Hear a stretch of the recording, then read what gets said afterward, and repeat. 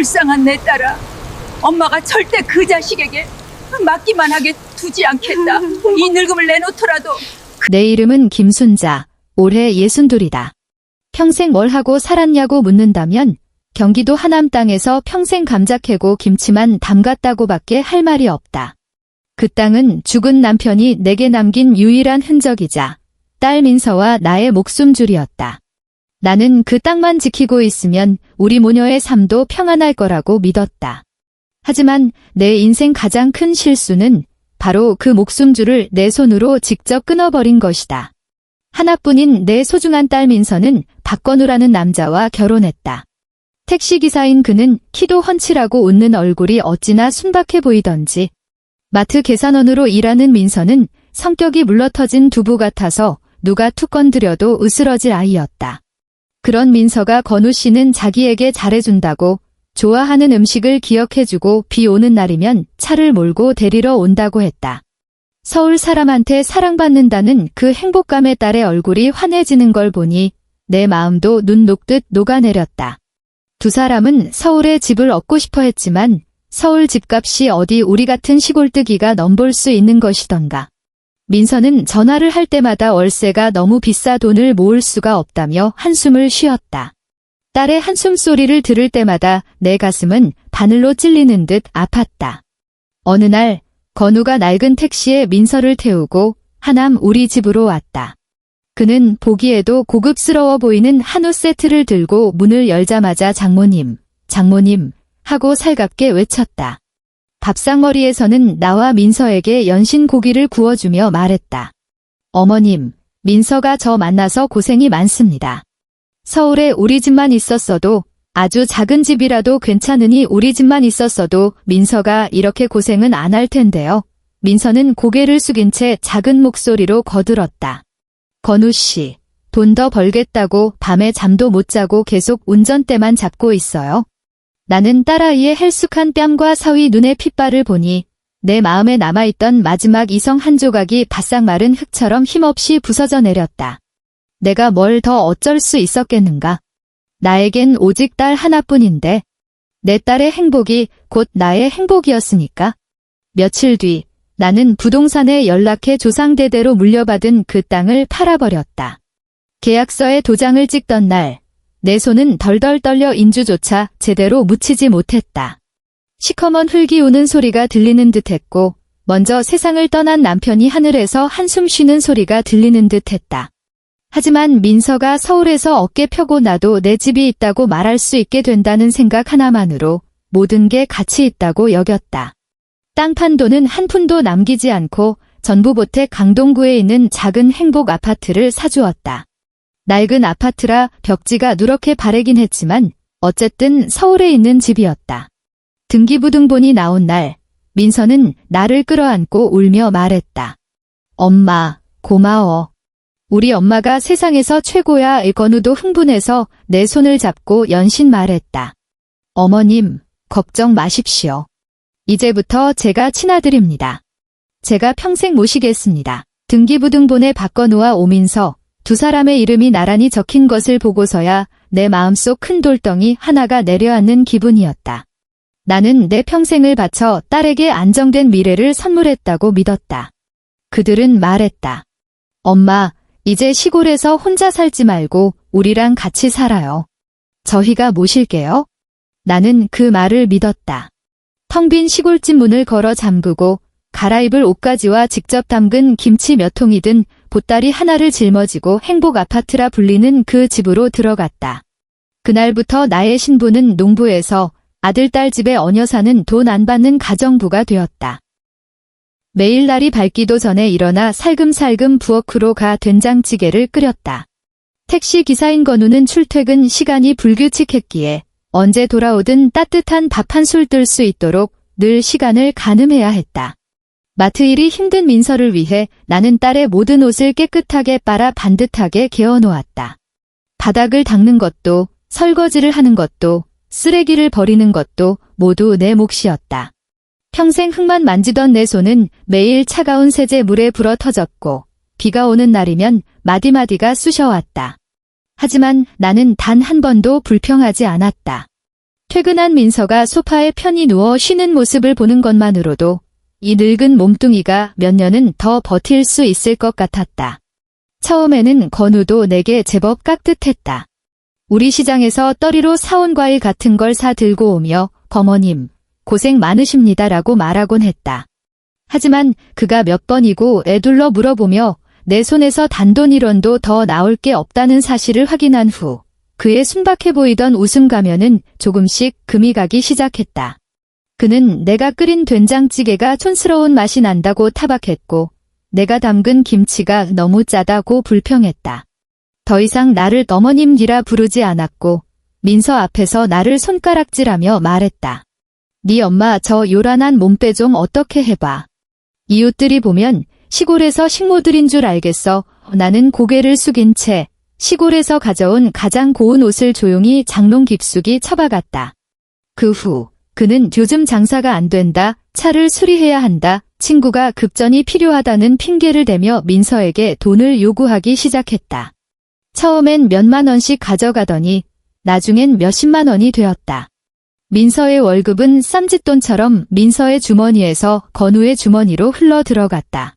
속이 타들어가는 내가 민서를 타일렀다. "민서야, 내 손에 쥔 돈이 있어야 해. 살림은 그렇게 흥청망청 사는 게 아니야." 하지만 민서는 늘 그를 감쌌다. "엄마, 다 우리 집 잘 되자고 그러는 거야? 남자가 밖에서 사회생활 하려면 돈 쓸 일이 많잖아. 그 사람 고칠 거야. 나랑 약속했어. 그 사람 고칠 거야." 그 말에 내 귀에는 딱지가 앉을 지경이었다. 어느 날 밤 화장실에 가려고 일어났다가 베란다에서 목소리를 낮춰 통화하는 건우의 목소리를 들었다. "이렇다고. 제기랄. 내일 어떻게든 돈 더 마련해 볼 테니까 꼭 만회할 수 있어." 심장이 쿵 내려앉았다. 내가 다가가자 그는 황급히 전화를 끊었다. 나를 본 그의 얼굴에 스친 당황한 기색은 순식간에 사라지고 그는 곧바로 웃는 나두로 말했다. "어머님, 이 시간에 안 주무시고 제가 깨웠습니까? 친구놈이 술 먹고 저한테 하소연을 해서요." 나는 흔들리는 그의 두 눈을 보며 모든 것을 직감했다. 나는 평생 책이라곤 읽어본 적 없는 무식쟁이지만 도박으로 집안이 풍비박산 나는 사람들은 지겹게 봐왔다. 그들의 눈빛이 지금의 박건우와 똑같았다. 나는 이 사실을 민서에게 알렸다. 하지만 민서는 오히려 나를 달랬다. "엄마, 오해해요. 건우 씨 그냥 친구들하고 재미로 카드놀이 좀 한 거예요. 큰돈 오간 것도 아니고요. 스트레스가 너무 심하니까 어디 풀 데가 있어야죠. 앞으로 조심하겠다고 약속했어요." 사랑에 눈이 먼 내 딸을 보니 가슴이 칼로 저미는 듯 아팠다. 내가 더 무슨 말을 할 수 있었을까? 이 집은 내가 직접 지어준 집이었다. 이제 와서 내 손으로 허물어야 한단 말인가? 나는 모든 걱정과 서름을 밥과 함께 뱃속으로 억지로 밀어 넣을 수밖에 없었다. 숨막히는 평온 속에서 하루하루가 흘러갔다. 건우의 성질은 갈수록 더러워졌고 돈을 요구하는 횟수도 잦아졌다. 가끔은 술에 취해 돌아와 사소한 일로 불같이 화를 냈다. 한 번은 내가 퍼준 밥이 좀 식었다는 이유로 밥상을 통째로 뒤엎었다. 그는 내 코앞에 손가락질하며 소리쳤다. "늙은 게 그것도 하나 제대로 못해. 여기서 공짜로 먹고 자니까 여기가 양로원인 줄 알아." 흰 쌀밥과 국물이 내 온몸에 튀었지만 나는 그 자리에 얼어붙어 꼼짝도 할 수 없었다. 민서가 달려와 바닥을 치우며 울면서 그에게 애원했다. "건우 씨, 제발 이러지 마. 엄마가 일부러 그런 거 아니잖아." 박건우는 우리 모녀를 보며 경멸이 가득한 냉소를 지었다. 그는 아마 연약한 여자 하나와 늙어빠진 여자 하나, 이 두 여자는 평생 자기 발밑에 짓밟혀 살 거라고 생각했을 것이다. 그는 몰랐다. 내가 팔아버린 마음속 땅은 사라졌지만 그 땅 밑에 있던 단단한 돌멩이가 내 눈물에 조금씩 날카롭게 갈리고 있었다는 것을. 나는 그저 내 마음이 완전히 죽어버리는 그 순간을 기다리고 있었을 뿐이다. 그날이 그렇게 빠르고 잔인하게 올 줄은 몰랐다. 민서가 임신 소식을 알렸을 때 나는 기뻐서 밤새 잠을 설쳤다. 나는 새로운 생명이 태어나면 박건우의 그 썩어 빠진 마음에 새살이 돋아날지도 모른다고 생각했다. 나는 온갖 육아 서적을 뒤적이고 영양가 높은 임산부 음식을 배우기 시작했다. 장롱 깊숙이 숨겨둔 쌈짓돈까지 꺼내 태어날 외손주에게 줄 작은 순면, 베넷저고리 세트를 샀다. 박건우도 한동안은 기뻐하는 듯 했다. 그는 민서의 배를 쓰다듬으며 연신 내 아들 거렸지만 그의 눈은 탐욕으로 번뜩였다. 그는 말했다. 내 아들 태어나면 이 작은 집은 너무 좁아. 더 큰 집으로 이사 가야지. 그의 기쁨은 결국 이것 때문이었다. 그는 민서를 더욱 악랄하게 몰아붙이기 시작했다. 지금 사는 이 아파트를 담보로 은행에서 대출을 받으라고. 큰 건수 하나를 잡았는데 거기에 투자만 하면 반년 안에 2배로 불어나니 그때가 되면 큰 집은 물론이고 외제차까지 살 수 있다고 했다. 여긴 우리 집이잖아. 민서가 처음으로 그에게 안 돼라고 말했다. 이 집은 엄마가 평생을 바쳐서 마련해준 집이야. 당신 도박 자금으로 날릴 순 없어. 그들의 싸움은 점점 잦아지고 격렬해졌다. 나는 그들 사이에 끼어 이러지도 저러지도 못하는 신세였다.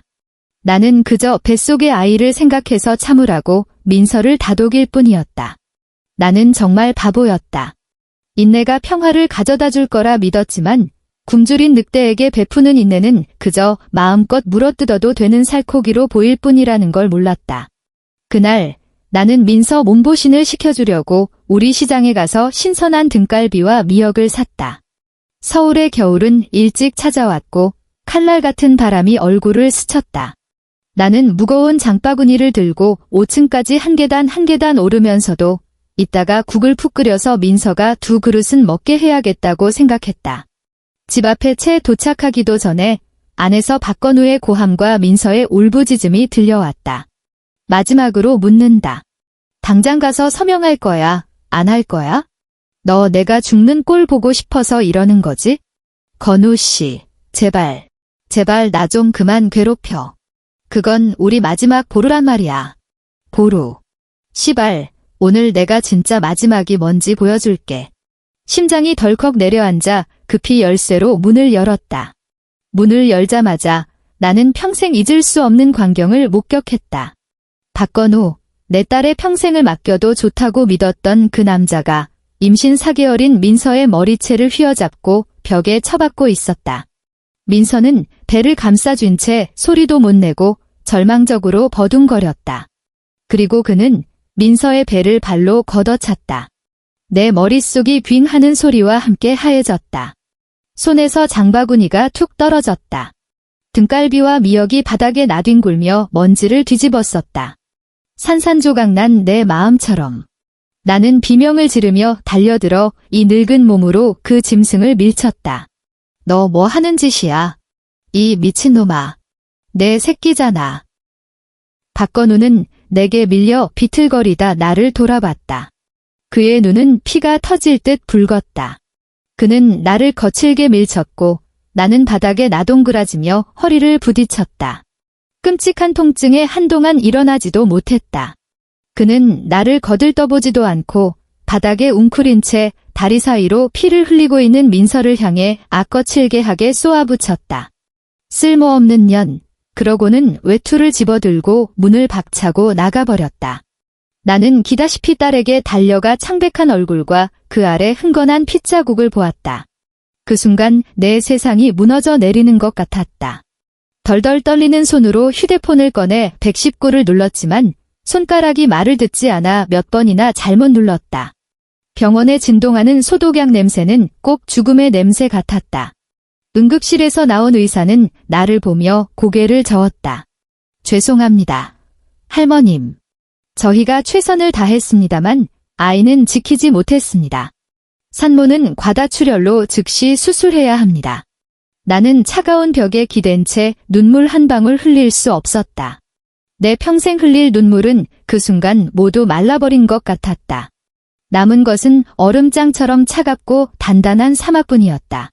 박건우는 병원에서 전화를 받고서야 나타났다.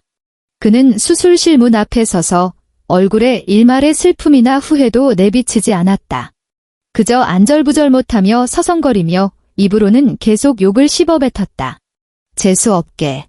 아들 하나 간수 못하고 괜히 김칫국만 마셨네.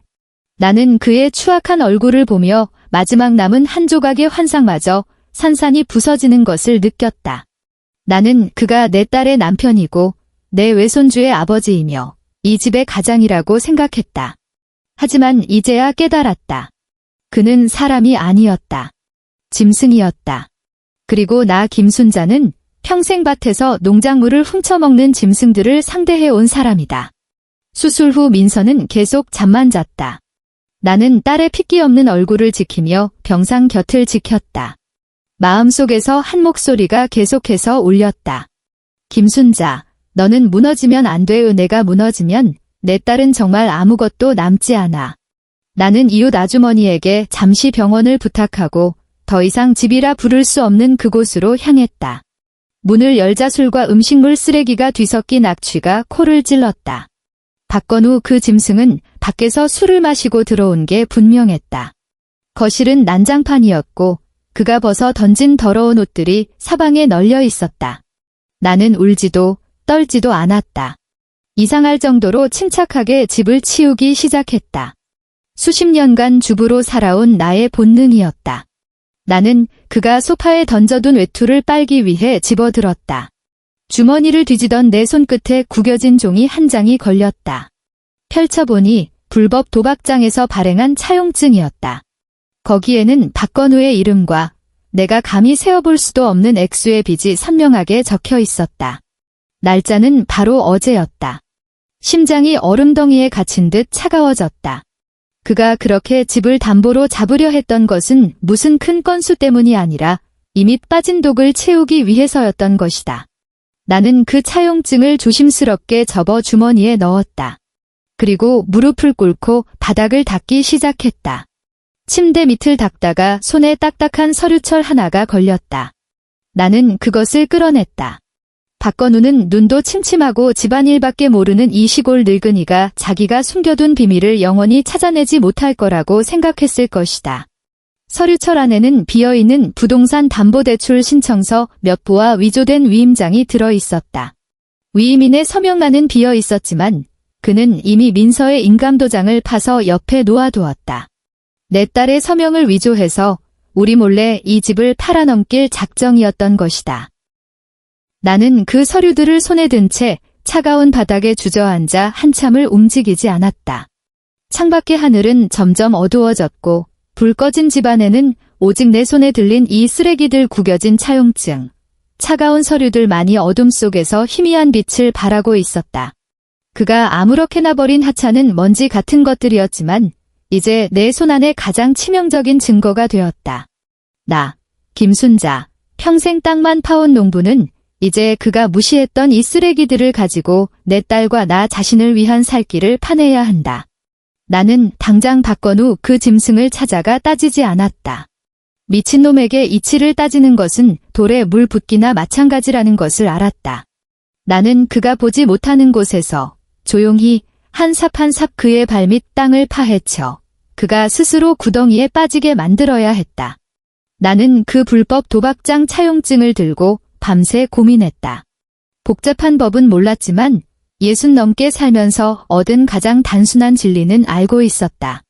사람을 해치면 죗값을 치르고 빚을 졌으면 갚아야 하며 도박은 감옥에 간다는 것고 다음날 아침 나는 차용증을 휴대폰으로 찍어 저장해두고 원본은 속옷 주머니 깊숙이 숨겼다. 그리고 서울 시내로 가는 버스에 올랐다. 차용증에는 영등포에 있다는 도박장 주소가 찍혀 있었다. 나는 그 주소지 관할 경찰서로 향했다. 경찰서 문 앞에서 다리가 후들거렸다. 평생 신분증 만들 때 말고는 제복 입은 사람과 엮여본 적이 없었다. 시골 촌뜨기인 내 말을 믿어줄까? 혹시 미친 노인에 취급하며 쫓아내지는 않을까? 두려웠다. 하지만 눈을 감으면 병상에 누워있던 민서의 창백한 얼굴이 떠올랐다. 내 발은 땅에 뿌리라도 내린 듯 한 걸음 한 걸음 안으로 향했다. 나를 맞아준 것은 민서보다 몇 살 많아 보이지 않는 젊은 경찰이었다. 그는 내가 긴장해서 말도 제대로 못하자 물 한 잔을 건네며 천천히 말하라고 했다. 나는 주머니에서 구겨진 차용증을 꺼내 그에게 내밀었다. 경찰 아저씨, 제가 이걸 주었는데요. 아무래도 좋은 곳은 아닌 것 같아서요. 섣불리 사위의 것이라고 말했다가 일이 틀어질까 두려웠다. 젊은 경찰은 차용증을 받아들고는 미간을 찌푸렸다. 그는 주소와 연락처를 한참 들여다보더니 컴퓨터로 무언가를 조회했다. 그러고는 고개를 들어 아주 진지한 얼굴로 내게 말했다. 어머님, 아주 중요한 제보를 해주셨습니다. 저희가 오랫동안 주시하던 곳입니다. 걱정 마십시오. 즉시 수사에 착수하겠습니다. 협조해 주셔서 감사합니다. 경찰서를 나올 때 겨울 햇살이 몸 위로 쏟아졌지만 조금도 따뜻하지 않았다. 심장이 미친 듯이 뛰었다. 반은 두려움이었고 반은 통쾌함이었다. 박건우, 내가 한 짓을 아무도 모를 거라고 생각했겠지. 내가 버린 휴지 조각 하나가 너를 묻어버릴 흙 한 줌이 될 줄은 꿈에도 몰랐을 것이다. 일을 마쳤지만 바로 집으로 가지 않았다. 나는 버스 정류장 의자에 앉아 복잡한 머릿속을 정리했다. 집, 그래, 집이 남았다. 그 집은 죽은 남편의 목숨값과도 같은 땅을 팔아 산 집이다. 절대로 그 짐승에게 빼앗길 수 없었다. 하지만 등기부등본에 그의 이름이 있는데 내가 뭘 할 수 있을까? 속수무책으로 앉아있을 때 휴대폰이 울렸다. 고향 마을 이장님이었다. 나는 덜컥 겁이 났다. 시골집에 무슨 일이라도 생긴 줄 알았다. 순자씨, 서울에서는 잘 지내지? 이장님의 목소리는 무척 들떠 있었다. 네, 이장님. 무슨 일이세요? 좋은 일이지. 아주 큰일이야. 이장님이 전화기 너머로 흥분해서 말했다. 전에 팔았던 그 땅 기억나지? 며칠 전에 정부에서 하남 신도시 개발 계획을 공식 발표했어. 순자씨 땅이 딱 핵심 구역에 포함됐더라고. 핵심 구역이라 땅값 말고도 원소유주한테 정부가 주는 추가 보상금이 있고 아파트 입주권도 하나 나온대. 그때 순자씨가 땅을 급하게 파는 바람에 소유권 이전 등기가 시스템에 완전히 넘어가기 전이었나 봐. 그래서 보상금 수령인이랑 아파트 입주권 대상자가 아직도 김순자, 순자씨 이름으로 되어 있어. 나는 전화기를 든 채 온몸이 굳어버렸다. 눈앞의 서울 거리를 멍하니 바라보며 꿈을 꾸는 것 같았다. 박건우와 민서가 그토록 촌구석이라 무시했던 그 땅. 내가 영원히 잃었다고 생각했던 나의 뿌리가 이런 식으로 다시 내 손에 돌아오다니. 하느님, 정말 눈을 뜨고 계셨군요. 이 돈과 이 집은 내게 주는 상이 아니었다. 반격을 위한 무기였다. 순자씨, 듣고 있어? 돈이 꽤 큰 액수야. 은행에서 곧 예전 순자씨 통장으로 넣어준다고 하니까 잘 챙겨야 해. 이장님은 전화기 너머에서 계속 당부했다. 전화를 끊자 참았던 눈물이 터져나왔다. 하지만 이번에는 억울함의 눈물도 절망의 눈물도 아니었다. 힘이 넘치는 눈물이었다. 나는 눈물을 닦고 일어나 멀지 않은 곳에 서초구 무료법률구조공단이라는 간판이 걸린 건물로 향했다. 법률구조공단에서 나는 오후 내내 기다렸다. 주변에는 나보다 많이 배우고 똑똑해 보이는 사람들 뿐이었다. 드디어 내 차례가 되었을 때 나는 손에 땀이 흥건할 정도로 긴장했다. 나를 상담해준 사람은 이 시성을 가진 젊은 여자 변호사였는데 눈빛이 아주 따뜻했다. 나는 내가 가진 모든 것을 꺼내놓았다. 민서의 병원 상해 진단서, 불법 도박장 차용증 사본, 침대 밑에서 나온 빈 담보계약서와 위조된 인감도장, 그리고 땅을 팔아 집을 살 때의 모든 거래 영수증까지. 나는 서툴고 투박한 말로 지난 1년여간의 일을 하나도 빠짐없이 털어놓았다. 내 말은 느리고 두서가 없었지만 이 변호사는 끝까지 인내심을 갖고 들어주며 종이에 무언가를 꼼꼼히 적었다. 내 이야기가 끝나자 이 변호사는 나를 보며 연민이 가득하면서도 전문가다운 냉철한 눈빛으로 말했다. 어머님, 두려워하지 마세요. 법은 어머님 같은 분들을 보호하기 위해 존재합니다. 우선 사위의 가정폭력 행위는 이 상해진단서가 가장 확실한 증거이며 고의 상해죄가 성립됩니다. 둘째, 그의 도박 행위는 이 차용증과 더불어 경찰 수사 결과가 나오면 형사처벌을 받게 될 겁니다. 그리고 그녀는 내가 가져온 집 매매 서류를 들고 내 평생 잊지 못할 말을 해주었다. 어머님, 민법에 따르면 어머님께서 따님 부부에게 집을 사주신 행위는 증여에 해당합니다. 그리고 법에서는 몇 가지 특정 상황에서 증여자가 증여를 해제할 수 있도록 규정하고 있습니다. 그중 하나가 바로 수증자가 증여자나 그 직계혈족에게 중대한 범죄 행위를 한 경우입니다. 사위가 따님을 폭행하여 유산하게 만든 것은 가장 중대한 침해 행위에 해당합니다. 따라서 어머님께서는 증여 해제권을 행사하여 이 집의 소유권을 되찾아올 권리가 있습니다. 증여 해제권, 나는 그 낯선 단어를 되뇌었다. 너무나 복잡하고 멀게만 느껴지는 말이었지만 이 변호사는 그것이 나의 방패이자 창이라고 말했다. 그녀는 박건우의 온갖 악행과 내가 그에게 재산 포기 및 퇴거를 요구할 수 있는 법적 근거를 명시한 증여 재산 해제 합의서 초안을 작성해 주었다. 또한 박건우가 나 몰래 집을 처분하거나 담보로 잡지 못하도록 등기소에 재산 보전 처분을 신청하는 방법도 알려주었다. 나는 내가 알지 못하는 법률 용어로 가득 찬 그 종이 몇 장을 들고 법률 구조 공단을 나섰다. 이미 날은 완전히 어두워졌고 서울의 네온 사인이 하나둘 켜지며 수많은 눈동자처럼 나를 바라보는 듯했다. 낮에 다친 허리가 여전히 욱신거렸지만 내 등은 꼿꼿하게 펴져 있었다. 나는 더 이상 부엌에서 눈물이나 짜는 시골 촌부가 아니었다. 나는 이제 막 전쟁터로 나서는 병사였다. 나의 무기는 수십 년 세월이 가르쳐준 끈기와 내 주머니 속에 이 얇지만 강철보다 단단한 종이 몇 장이었다. 박건우의 좋은 시절은 끝났다. 며칠 지나지 않아 그는 불법 도박 혐의로 영등포 경찰서에 소환장을 받았다.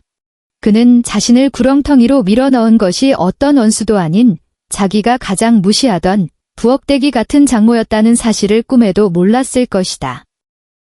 경찰서에서 나온 그는 완전히 기가 죽어 있었다. 도박빚도 해결되지 않은 상태에서 경찰 조사까지 받게 되자 그는 뜨거운 냄비 위에 개미처럼 안절부절 못했다. 그가 집에 돌아왔을 때 나와 이미 퇴원한 민서는 조용히 식탁에 앉아 있었다. 민서의 얼굴은 여전히 창백했지만 예전 같은 두려움 대신 죽은 듯 고요한 평온함이 어려 있었다. 그는 아마 우리가 자신에게 굴복하고 돈을 마련해 문제를 해결해 주리라 생각했을 것이다. 그는 문을 거칠게 닫고 외투를 소파에 내던지며 우리에게 소리쳤다. 뭘 봐. 멍하니 앉아서 뭐 하는 거야? 당장 돈 구할 생각 안 해? 똑똑히 들어. 이번에 날 막다른 길로 몰면 나 무슨 짓이든 할 수 있어. 이 집 내가 팔고 말 거라고. 나는 그의 고함에 아랑곳하지 않았다. 민서도 마찬가지였다.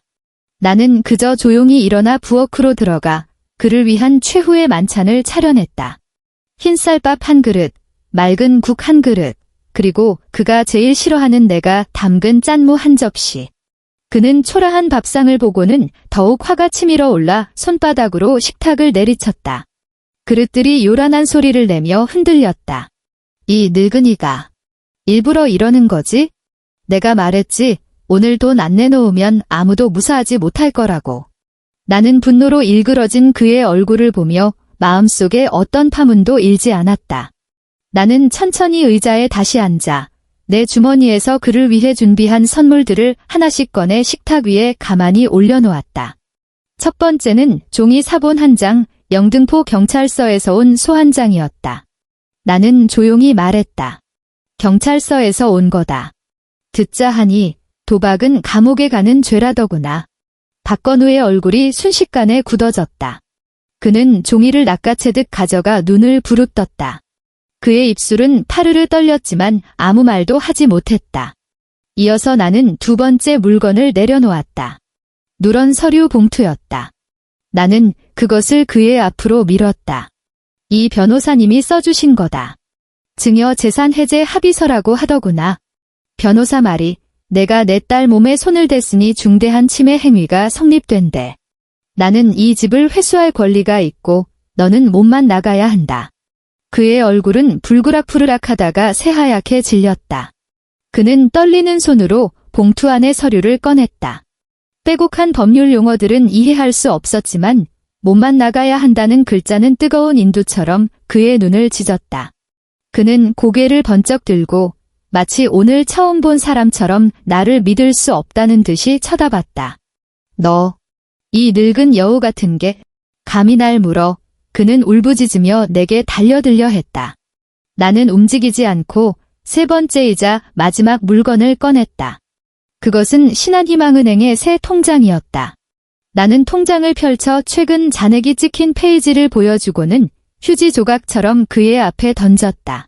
내가 민서를 때리던 바로 그날 고향 이장님한테 전화가 왔다. 우리 땅이 신도시 개발구역에 포함돼서 정부에서 어마어마한 보상금이 나왔다고. 서류 절차가 꼬여서 그 돈이 전부 내 통장으로 들어왔더구나. 박건우의 시선은 그 통장에 못 박힌 듯 고정되었다. 그가 평생 본 적 없는 긴 영의 행렬이 거대한 망치처럼 그의 머리를 내리쳤다. 그의 눈은 처음에는 멍했고 다음에는 경악했으며 마지막에는 억누를 수 없는 노골적인 탐욕으로 번들거렸다. 그 돈만 있으면 모든 도박빚을 갚고 최고급 아파트와 외제차를 사며 꿈에 그리던 인생을 살 수 있었다. 그의 얼굴에 떠올랐던 분노, 흉포함, 억울함 같은 모든 감정이 단 몇 초 만에 녹아내렸다. 그 자리에는 지극히 아첨하고 비굴한 미소가 대신 피어올랐다. 그는 푹 소리와 함께 무릎을 꿇더니 내 발치까지 기어와 내 다리를 붙잡았다. 엄마, 제가 잘못했어요. 엄마, 제가 정말 죽을 죄를 지었습니다. 그는 눈물 콧물을 범벅으로 쏟아내며 통곡했다. 병원에서 봤던 그 냉혈한 짐승과는 완전히 다른 사람이었다. 제가 사람이 아니었습니다. 짐승만도 못했습니다. 민서를 때리지 말았어야 했고 어머님께 불경하게 굴지 말았어야 했습니다. 제발 한 번만 기회를 주세요. 민서를 봐서라도, 우리가 잃어버린 아기를 봐서라도. 아니, 아기는 다 제 잘못입니다.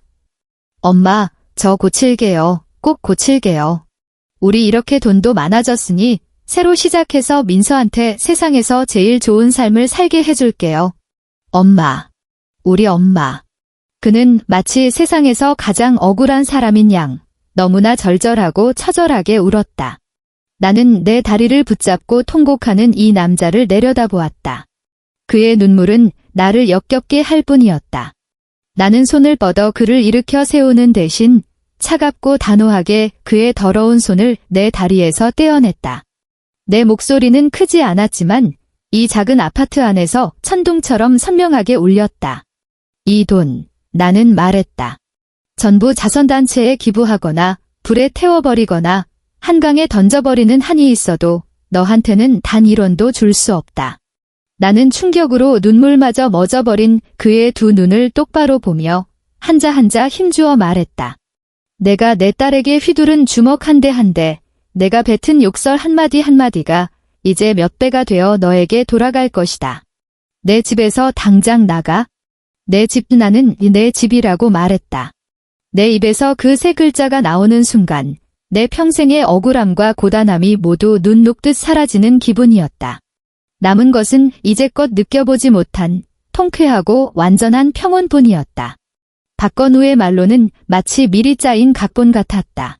그는 상해죄의 불법 도박 상습 참여까지 더해져 징역 2년을 선고받았다.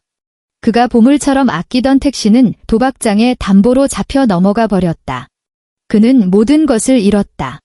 손에 넣었다고 생각했던 아내, 꿈에 그리던 거액의 돈, 그리고 그가 왕처럼 군림하던 집까지. 2년 후 그가 감옥에서 나왔을 때 그는 갈 곳 없는 들개처럼 아무것도 가진 게 없을 것이다. 하지만 나는 더 이상 상관하지 않았다. 그의 생사는 나와 민서에게 아무런 관계가 없었다. 나는 마침내 강동구의 이 아파트를 온전히 되찾았다. 등기부등본에서 박건우의 이름은 지워지고 나와 민서의 이름만 남았다.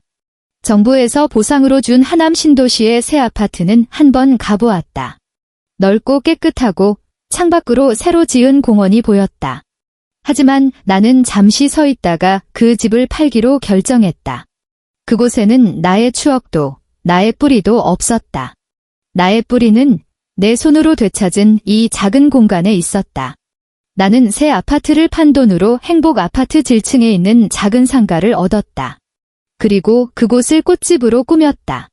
꽃집을 여는 것은 내가 젊었을 적, 시집도 가기 전에 아버지와 밭을 갈면서 꾸었던 아득한 꿈이었다. 나는 그 꿈이 남편의 죽음과 고된 삶의 무게에 짓눌려 흙 속에 묻힌 줄로만 알았다. 그런데 60이 넘은 나이에 그 꿈이 마침내 꽃을 피운 것이다. 꽃집 이름은 순잔의 꽃방이라고 지었다. 민서는 내 격려 속에서 그 악몽 같던 결혼 생활에서 서서히 벗어났다. 더 이상 마트 계산원으로 일하지 않고 매일 꽃집에서 나를 도왔다. 말수는 적었지만 얼굴에는 웃음이 점점 늘어갔다. 인터넷 동영상을 보며 플로리스트 기술을 배우고 가지를 다듬고 색을 맞추고 리본으로 예쁜 나비를 묶는 법을 익혔다. 바코드만 찍던 그 손은 점점 섬세해져 이제는 내가 만든 것보다 훨씬 예쁜 꽃다발을 만들어냈다. 가끔 동네 아이들이 하굣길에 가게 안으로 뛰어들어와 알록달록한 꽃들을 신기하게 구경하곤 한다. 그러면 나는 값싼 안개꽃을 한 움큼 쥐어주며 작은 다발로 묶어 엄마에게 선물하는 법을 가르쳐준다. 아이들의 웃음소리와 풀내음 섞인 꽃향기는 세상에서 가장 좋은 냄새다. 오늘 오후는 햇살이 참 좋다. 금빛 햇살이 꽃집의 깨끗한 유리창을 통해 들어와 나와 민서의 몸 위로 따스하게 쏟아진다. 민서는 막 들어온 분홍 장미를 다듬는데 열중하고 있다. 햇살이 그녀의 내리깐 속눈썹을 비추는데 길고 풍성한 모양이 꼭 작은 부채 같다. 나는 옆에 작은 의자에 앉아 포장지를 정리하며 그런 딸의 모습을 바라본다. 문득 내 이름은 김순자이고 내 딸은 노민서라는 사실을 떠올렸다. 우리 모녀의 이름 어디에도 꽃은 없는데 우리는 지금 꽃으로 가득한 집을 지키며 평생 가장 평온하고 향기로운 날들을 보내고 있다. 어쩌면 인생이란 이런 것인가 보다. 나를 그토록 아프게 했던 눈물들이 결코 헛되지 않았음을. 그 눈물들이 내 메마른 인생의 땅속으로 스며들어 마침내 시들지 않는 이 꽃들을 피워냈음을. 창밖을 보니 이웃집 베란다에 작년 겨울 김장 때 쓰던 장독대가 아직 놓여있다. 나는 그 익숙하고 맵싸하면서도 든든한 냄새를 다시 맡는 것 같았다. 다만 이번에는 내 마음속에 한 톨의 쓴맛도 남아있지 않았다.